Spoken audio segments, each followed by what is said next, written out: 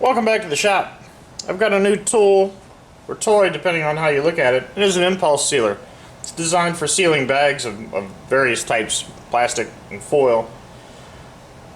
I was at the hardware store the other day buying some new hardware for my lathe, and chatting with the guy about his impulse sealer. He said it really is a great tool, and they've been using it for as long as he's been there. So I thought I'd do enough work in the shop with the various projects that it's worth a shot to try to use this to organize various projects. The nuts and bolts, I should be able to compartmentalize them out and keep track of things. And I know that my organization problem is larger than this is going to fix, but it's a start, and it might serve some other purpose. But I wanted to demonstrate that what I know how to do with it today. It's pretty interesting. Beyond the project organization, I have some things that I don't use a lot. This is the manual for a Mazda truck. I do not have a Mazda truck, however, the engine that's in my forklift is nearly identical to the engine that's in this book. So I don't use this very often. Luckily, the forklift has been running well. And it sits in the shop, and it gets dusty, so I might as well seal it up. And it's for demonstration purposes. I got nothing else to do with it, practically speaking. So I've got the impulse sealer on, and it is not hot when it's just idling here. I wouldn't leave it on all the time. I'm not going to leave it on all the time, but I don't know about the heat settings exactly yet because this film is just experimenting. But we're going to seal this off. There's a red light. I'm sorry, I should readjust the camera. Maybe you can see this red light. It goes off and has sealed this bag. So that's pretty neat. But then you've got this giant floppy bag around. Here's the heat gun.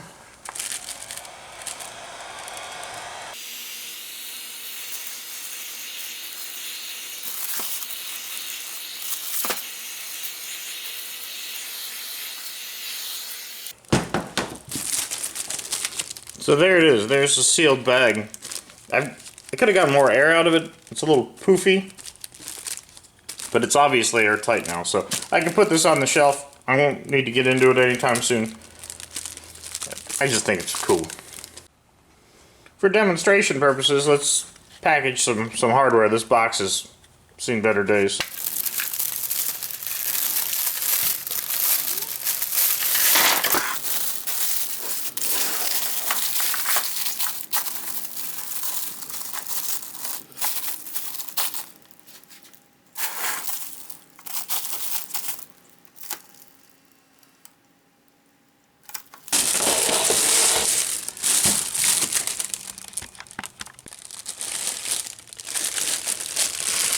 So here are the nuts that I've wrapped up in here. I found that if you hold the lever down for an extra 2 seconds or 3 seconds, as the instructions suggest, that it seals better. Otherwise, when you pull it off, it's still hot and you're liable to tear it off.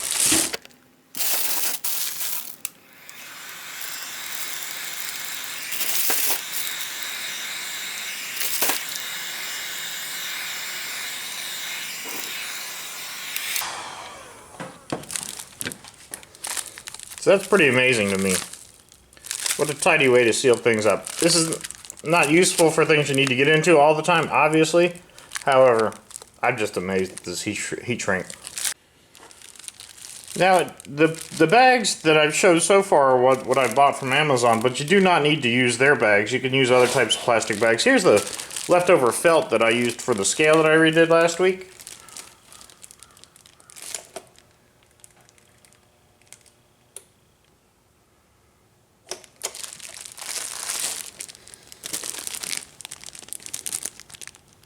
And that's just directly applied, strategically applied heat. It fuses that together quite nicely, and it gives hopefully it shows up on camera, but that nice line gives you a nice indication that it's been sealed properly.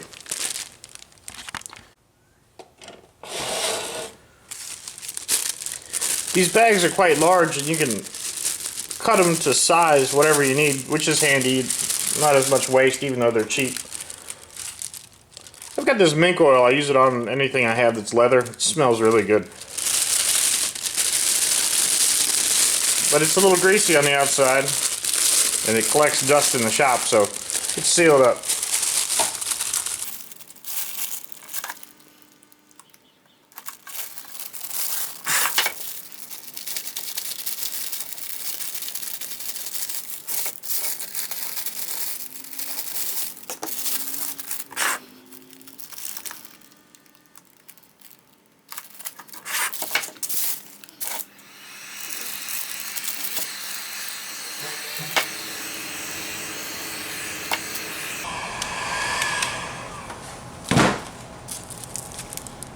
It's just amazing. It's so professional looking.